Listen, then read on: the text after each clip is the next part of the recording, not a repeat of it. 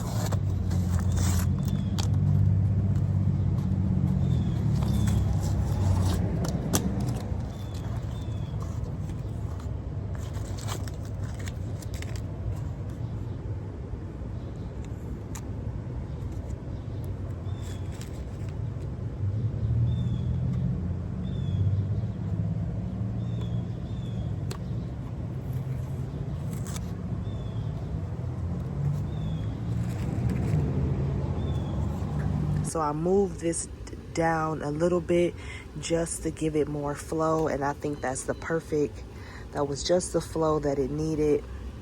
It was perfect. I love the metallic purple that I made. That's still my favorite part there. I love the cells that popped up.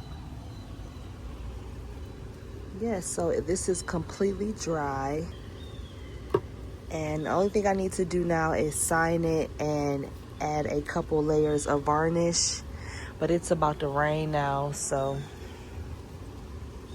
I'll varnish it tomorrow or later on today. But here it is.